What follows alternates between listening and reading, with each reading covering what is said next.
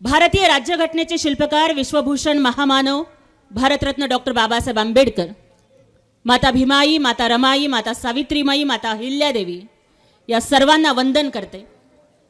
हिंदू हृदय सम्राट वंदनीय बाळासाहेब ठाकरे, धर्मवीर आनंद दिघे आणि मासाहेब मीनाताई ठाकरे यांच्या स्मृतींना मानाचा मुजरा करते.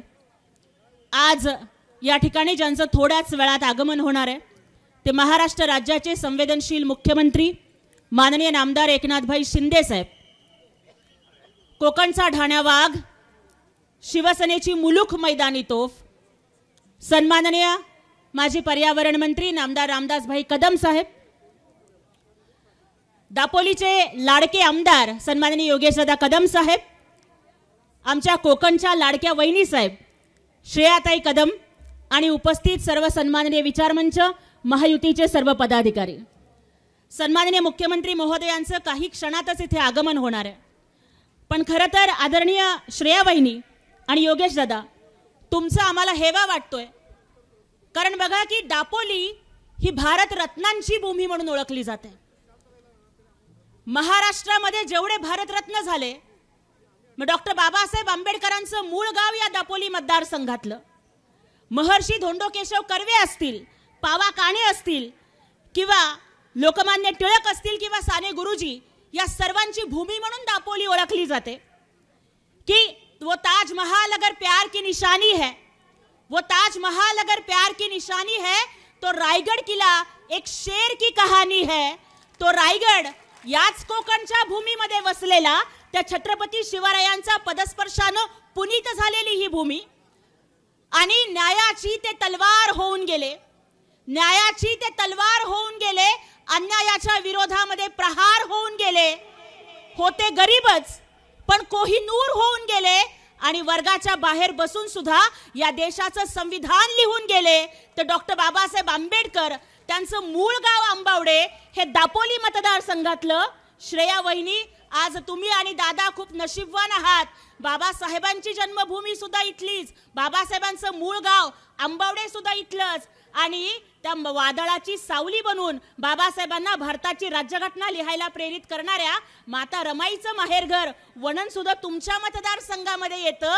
माता रमाईचं माहेरघर तुमच्या मतदारसंघात आहे. पण परवाच्या हळदी कुंकवाच्या कार्यक्रमात, मागच्या लोटे MIDCच्या सभेला आल्यानंतर तुमच्या मतदारसंघातली प्रत्येक मायमाऊली मला भेटून सांगत होती की रमाईचं माहेरघर ज्या मतदारसंघात आहे त्या दादांनी आणि वहिनींनी आम्हाला प्रत्येकाला हक्काचं माहेरघर जमग्याला दिलंय आणि हक्कानं त्यांच्यापर्यंत आम्ही आमच्या वेदना मांडायला जातो. हे तुम्ही आपुलकीचं नातं इथल्या मतदारांशी जे बांधलं त्याबद्दल एकदा जोरदार टाळ्या वाजवून आपण आदरणीय श्रेया वहिनींचं आणि योगेश दादांचं या ठिकाणी अभिनंदन करूयात. खरं तर इथल्या आधी जो आमदार, माझे आमदार इथे होते, मी इथं आल्यानंतर थोडासा लोकांशी संवाद साधला आणि कळालं की फरक कशामुळे पडला, विकास कशामुळे झाला. तर या आधीचं नेतृत्व हे अशिक्षित, अडाणी आणि गावठी माझे आमदार म्हणून त्यांना मला वाटतं संपूर्ण तालुका ओळखतो. त्या गावठी आमदारानं कधीच विकासाची खावटी आमच्यापर्यंत येऊ दिली नाही. पण जर सुशिक्षित आणि विकासाचं विजन असणारं नेतृत्व जर तालुक्याला मिळालं तर काय होतं हे सन्माननीय आमदार योगेश दादा कदम यांनी या तालुक्याला दाखवून दिलं. बघा, अचानक आपण एकमेकांना भेटलो तर योग आला म्हणतो, लग्न सुद्धा जुळालं तर योग जुळाला म्हणतो. एखाद्या अचानक कुठली तरी गोष्ट चांगली घडली तर आपण योगायोग झाला म्हणतो. पण छाती ठोकून सांगते की या तालुक्याचा विकास हा योगायोग नाहीये, हा योगेश योग आहे. माझ्या योगेश दादांनी केलं म्हणून विकासाचा योग या तालुक्याच्या नशिबामध्ये आलेला आहे. शिवसेनेचा ढाण्या वाघ, बाळासाहेब ठाकरेंची मुलूक मैदानी तोफ म्हणून ज्यांना महाराष्ट्र ओळखतं, ते सन्माननीय रामदासभाई कदम यांचं ते रक्त आहे. आणि त्याच्यामुळे ते रक्त नेहमी जनतेच्या विकासासाठीच काम करत राहणार, याच्यामध्ये आम्हाला अजिबात सुद्धा शंका नाही. कारण किती आले आणि किती गेले, अरे संपून गेले भरारा. किती आले आणि किती गेले, संपून गेले भरारा. पण या कोकणच्या मातीमध्ये रामदास भाईंच्याच नावाचा दरारा. अशा पद्धतीचं हे नेतृत्व आदरणीय रामदास भाईंच्या माध्यमातून आम्हाला मिळालं. आणि त्यांच्या नेतृत्वाखाली हा विकास संपन्न होतोय। पालकमंत्री सन्माननीय उदयजी सामंत साहेबांच्या माध्यमातून आणि सन्माननीय मुख्यमंत्री नामदार एकनाथभाई शिंदेंच्या माध्यमातून रामदास भाईंच्या नेतृत्वाखाली आणि योगेश दादांच्या पुढाकारानं प्रचंड मोठा निधी हा कोकणला येतोय। याच्या आधी कोकण हा शिवसेनेचा बालेकिल्ला, पण 2.5 वर्ष मुख्यमंत्री पदावरती बसणाऱ्या घर कोंबडा मुख्यमंत्री, जो 2.5 वर्ष कधी घराच्या बाहेर पडला नाही, ज्यांनी फक्त फेसबुक लाईव्ह वरती सरकार चालवलं, ज्यांनी म्हणजे बघा कॉलेजची मुलं नेहमी इंटरनेट जास्त वापरतात, फेसबुक जास्त वापरतात म्हणून आपण तक्रार करतो, पण मागच्या 2.5 वर्षापूर्वी जो मुख्यमंत्री बसला होता त्यांनी नेट आणि फेसबुक वापरण्यात कॉलेजच्या मुलांना सुद्धा मागे टाकलं आणि त्यांना फेसबुक मॅन ऑफ इंडिया हाच पुरस्कार द्यायचा काय तो बाकी होता। जनता एकीकडे कोविडशी लढत होती आणि ते मात्र घरात बसून फेसबुक खेळत होते। ते ऑनलाईन काम करणारे मुख्यमंत्री आणि आमचे मुख्यमंत्री एकनाथभाई शिंदे साहेब हे फेस टू फेस काम करणारे मुख्यमंत्री, हा फरक आहे। आणि त्याच्यामुळेच आपण बघतोय की रस्ते असतील, विकास असेल, MIDC असेल, प्रकल्प असतील, आजचं 450 कोटींचं भूमिपूजन असेल, हे त्या मुख्यमंत्र्यांच्या माध्यमातून संपन्न होतंय। पण खरं तर आज मला अभिमान वाटतो की आम्ही अशा मुख्यमंत्र्यांच्यासाठी काम करतोय की ज्यांच्याकडे फक्त राजकारण नाही तर संवेदनशीलता आहे। माननीय मुख्यमंत्र्यांचं आगमन होत आहे त्याच्या आधी घडलेल्या फक्त 2-3 गोष्टी तुम्हाला सांगायच्या आहेत। पिंपरी चिंचवड येथे अखिल भारतीय मराठी नाट्य संमेलनाचं उद्घाटन होतं आणि तिथे सुभद्रा राजाराम खिलारे ही 72 वर्षाची महिला आणि राजाराम बंडू खिलारे हे 75 वर्षाचे गृहस्थ जे नवरा बायको आहेत, दाम्पत्य आहेत, ते मुख्यमंत्र्यांना भेटायला आले।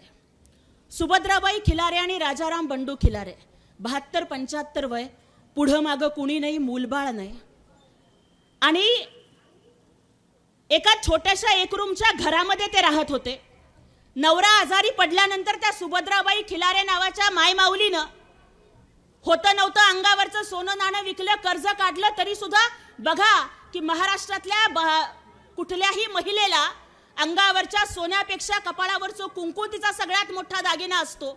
म्हणून त्या सुभद्राबाई खिलारे या मायमाऊलीनं अंगावरचा दागिना मोडला, तरी सुद्धा नवरा वाचत नाही म्हणल्यानंतर राहतं घर 3 लाखाला विकलं। पुण्यासारख्या ठिकाणी राहतं घर 3 लाखाला विकून नवऱ्याचा जीव वाचवला, पण नवऱ्या घरातून हॉस्पिटलमधून बाहेर आल्यानंतर राहायचं कुठे हा प्रसंग पडला आणि 70-75 वर्षाचं ते दाम्पत्य तिथे कुठेतरी पुलाच्या खाली राहू लागलं, झोपडपट्ट्यांच्या मध्ये बाहेर फुटपाथवर झोपू लागलं आणि कुठून तरी कळालं की महाराष्ट्राचा मुख्यमंत्री बडे दिलवाला आहे। आणि मग नाट्य संमेलनाच्या उद्घाटनाला ते दाम्पत्य तिथे जाऊन मुख्यमंत्र्यांना भेटतं, हात जोडून रडत रडत आपली वेदना सांगतं की लेकरा कपाळावरचं कुंकू वाचावं म्हणून डोक्यावरचं छप्पर मोडून खाल्लं आणि आज म्हातारपणाच्या मध्ये आम्हाला पुलाच्या खाली वस्तीला राहावं लागतंय, उघड्यावर झोपावं लागतंय। अरे तुझेच आईबाप समजून आम्हाला मदत करशील का? बघा राजकारण्यांची कातडी गेंड्याची असते म्हणतात, पण माझ्या मुख्यमंत्र्यांचं मन किती मायाळू आणि संवेदनशील आहे। त्यांच्या वेदना ऐकून त्यांच्या डोळ्यात पाणी आलं। लागोपाठ गाडीमधून 3 लाखाची कॅश काढून त्या मायमाऊलीच्या पदरामध्ये दिली, पाया पडून आशीर्वाद घेतला आणि पोलिसांना बोलावून सूचना दिल्या की ताबडतोब यांना यांचं घर मिळवून द्या। पोलिसांनी कारवाई केली आणि त्यांचं घर त्यांना परत मिळालं। ज्या वेळेस असे अनेक किस्से आहेत, अशा प्रत्येक वृद्ध दाम्पत्याला मुख्यमंत्री म्हणजे महाराष्ट्राचा नेता वाटत नाही तर स्वतःचा लेक वाटतो, ही मुख्यमंत्र्यांची खासियत आहे। त्याच्यानंतर कोल्हापूरमध्ये 16 आणि 17 फेब्रुवारीला शिवसेनेचं राष्ट्रीय अधिवेशन होतं। त्या अधिवेशनामध्ये नांदेडमधनं एक आई, 35-40 वर्षाची एक माझी बहीण आपल्या छोट्याशा मुलीला घेऊन तिथं भेटायला आली आणि मुख्यमंत्र्यांच्या समोर धाय मोकलून रडू लागली की साहेब माझा नवरा गेलाय। अहो नवऱ्याचं निधन झाल्यानंतर नवऱ्याचं प्रेत सुद्धा माझ्या सासरच्यांनी माझ्या ताब्यात दिलं नाही। प्रॉपर्टीवरती दावा सांगेल म्हणून एकुलत्या एका पोरीला आणि मला पांढऱ्या कपाळाच्या या बाईला माझ्या सासरच्या लोकांनी घराच्या बाहेर हाकलून दिलं। माहेरचा कुठलाच आधार नाही, मला फक्त तुमचा आधार आहे, मला मदत करा.